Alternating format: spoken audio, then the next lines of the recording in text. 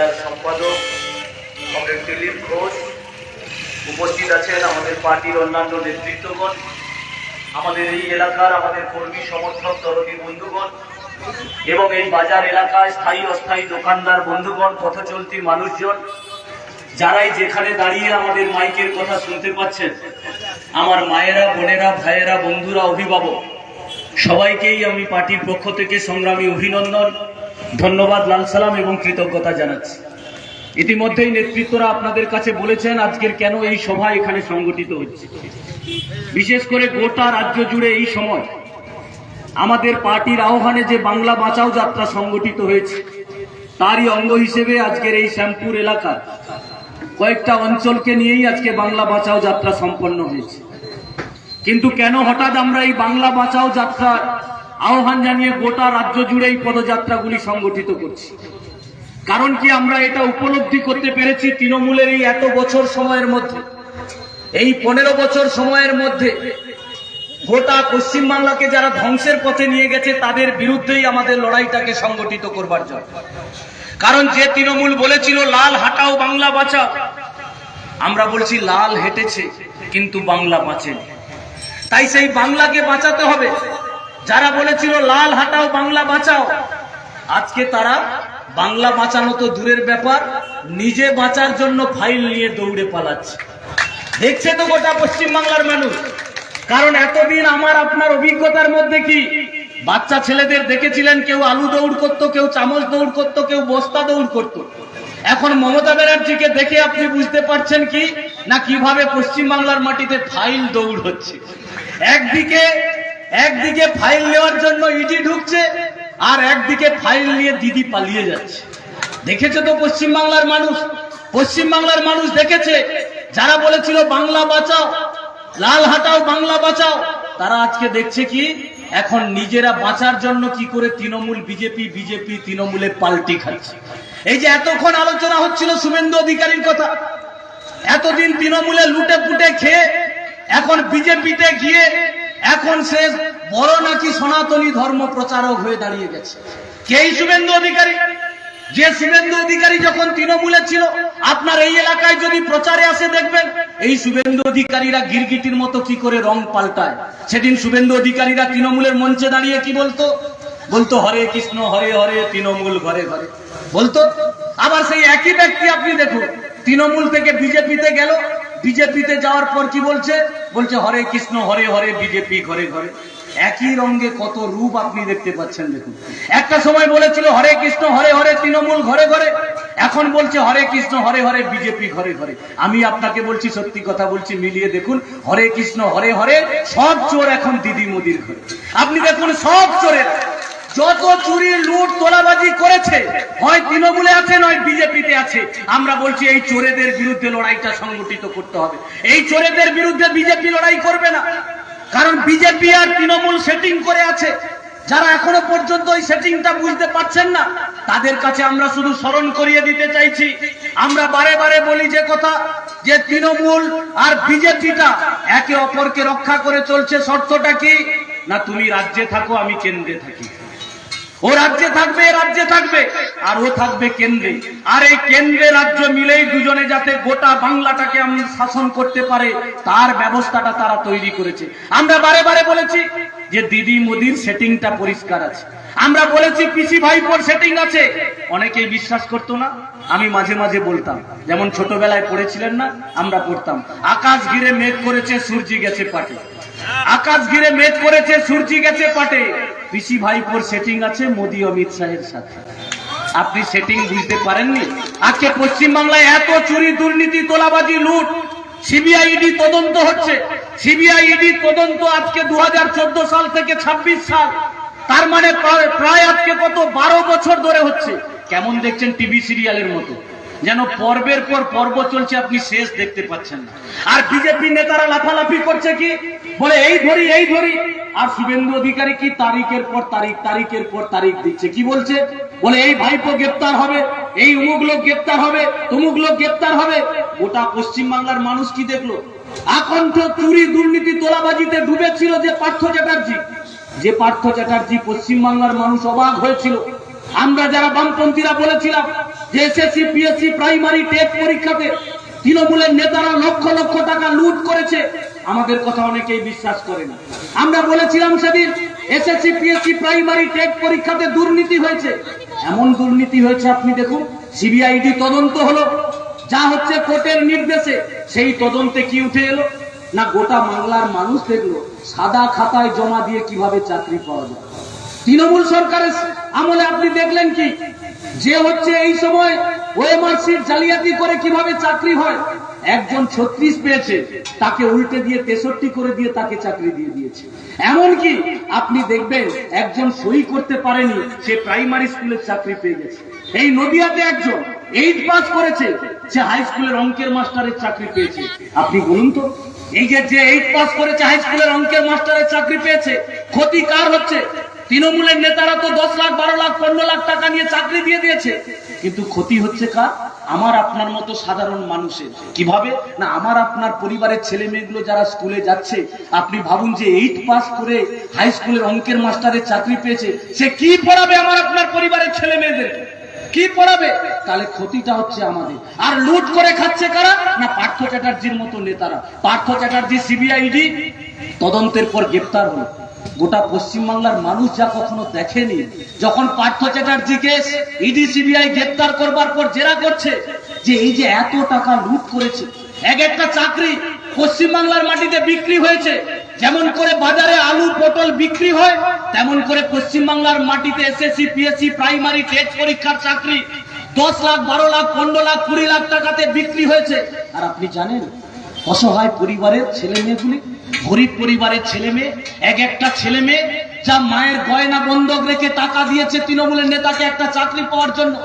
বাবার শেষ সম্পদ ছিল 2 কাঠা জায়গা, সেই জায়গাটা বিক্রি করে তৃণমূলের নেতাকে টাকা দিয়েছে একটা চাকরির জন্য।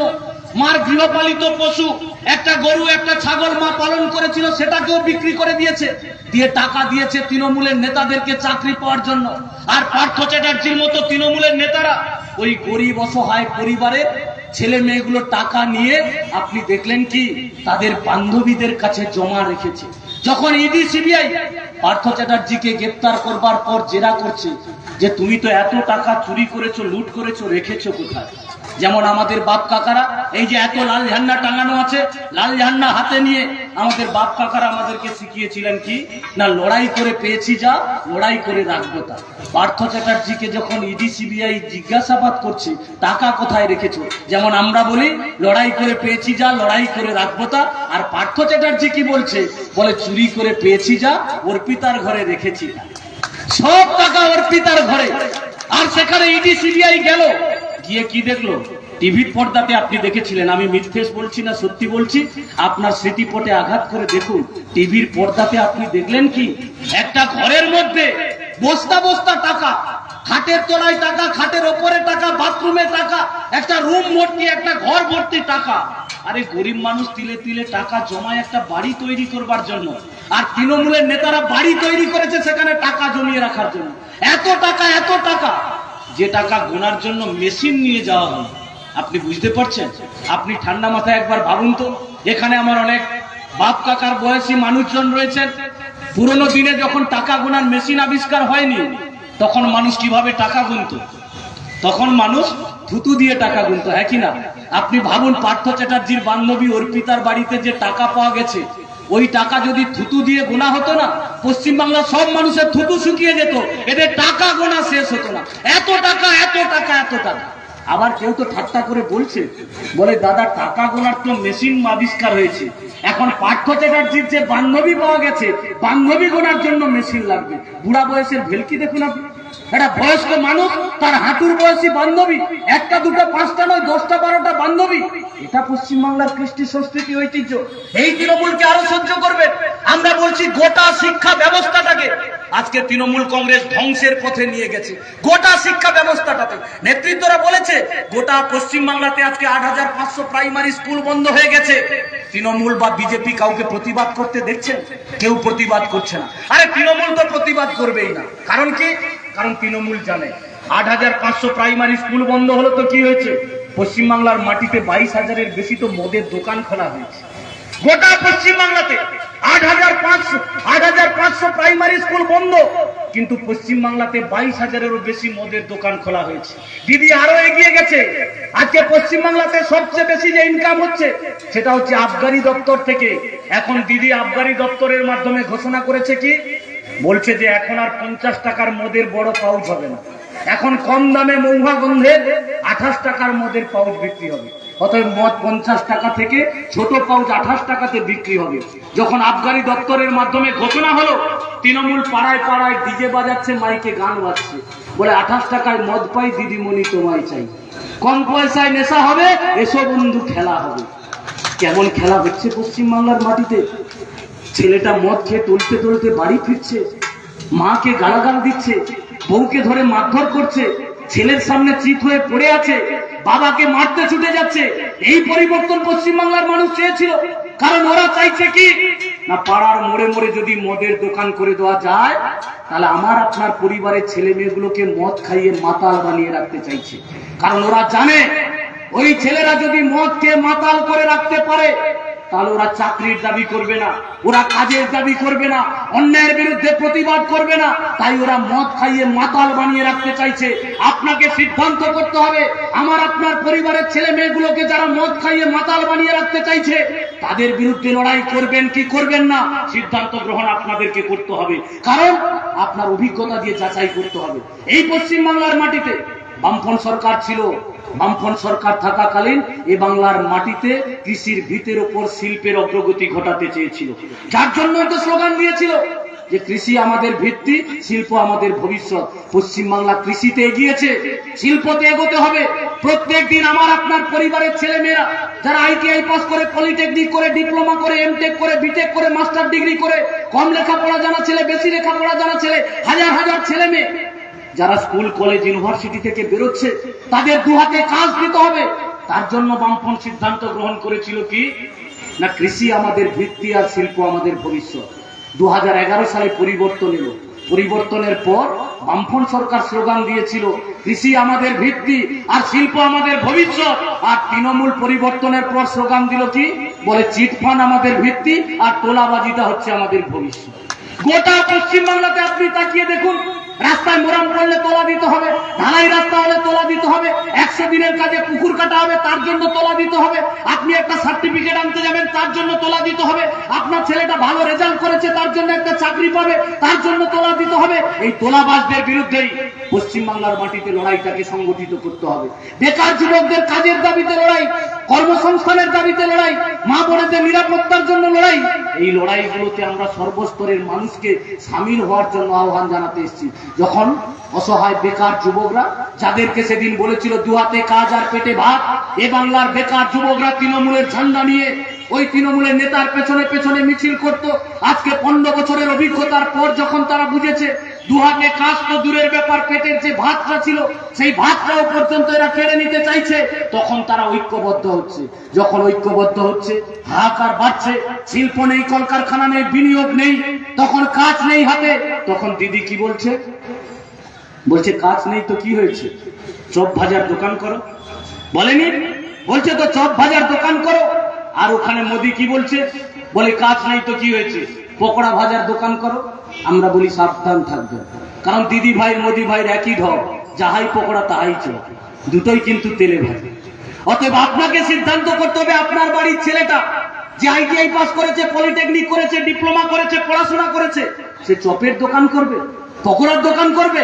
তারপরে দিদি তো আবার লেটেস্ট বলেছে, কি বলছে, বলে এবার চপ ভাজার পর এখন বলছে কি, বলে ঘুগনি দোকান বলছে। তো আবার সুরে সুরে কি করে বলছে, বলে বউকে বলবে, মাকে বলবে একটু ঘুগনি রান্না করে দেবে, সেইটা নিয়ে স্টেশনে গিয়ে দাঁড়াতে হবে। আমরা বলি, ছোটবেলায় পড়েছিলেন না, আটা গাছে তোতা পাখি, ডালিম গাছে মৌ, বেকার ভাজবে তেলে ভাজা, ঘুগনি রানবে বউ। অতএব বেকার ছেলেটাকে তেলে ভাজা করতে হবে, আর আপনার বৌমাকে নাকি ঘুগনি রান্না করতে হবে। এটা পশ্চিমবাংলার ভবিতব্য হবে।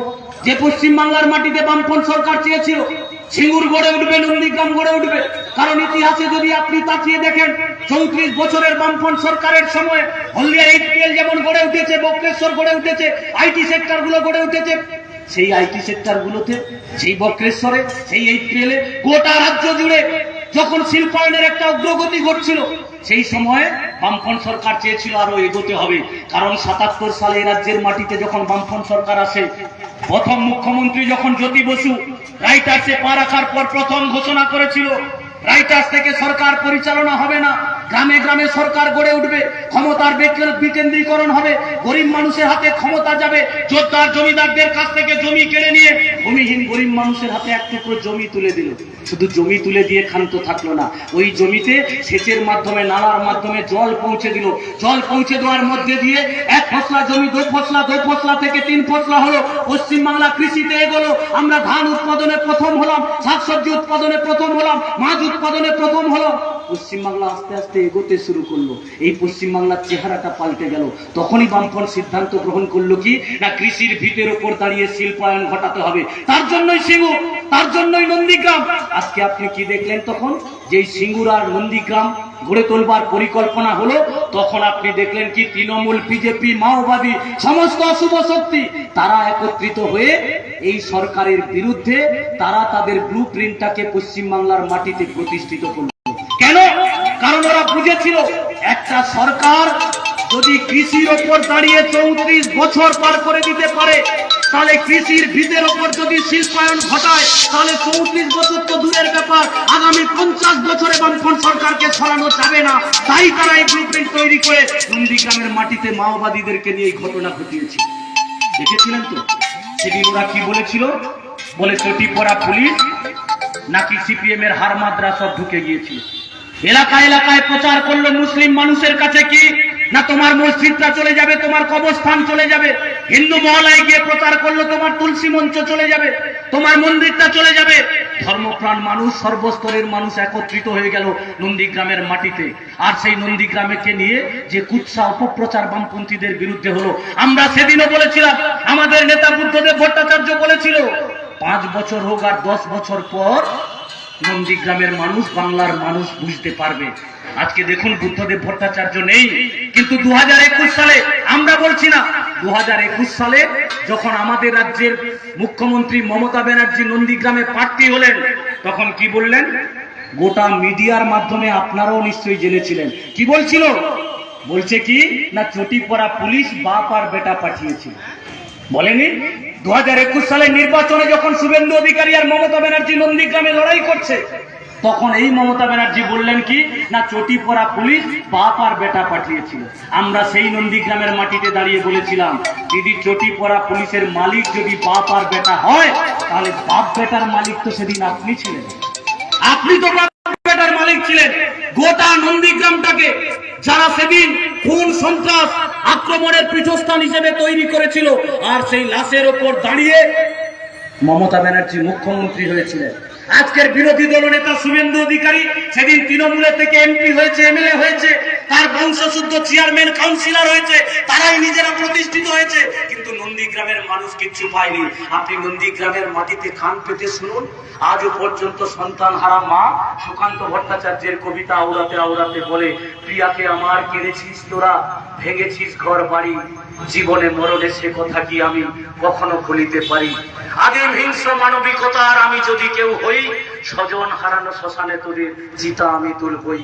সন্তান হারা মা আজও পথ চেয়ে বসে আছে, ছেলেটা বাড়ি ফিরবে।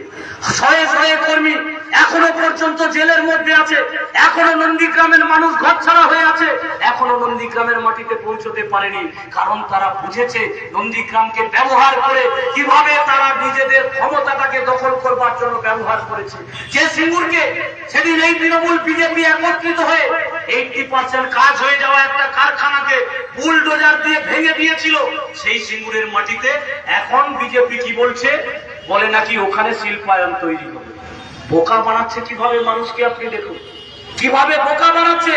সেদিন এই মমতা ব্যানার্জি সেদিন যখন এই সিঙ্গুরে অনশনে ছিল, সেই সময় দাঁড়িয়ে তার পাশে তৎকালীন বিজেপির সর্বভারতীয় সভাপতি ছিল রাজনাথ সিং, সে এসে সেদিন মমতা ব্যানার্জির পাশে দাঁড়িয়েছিল।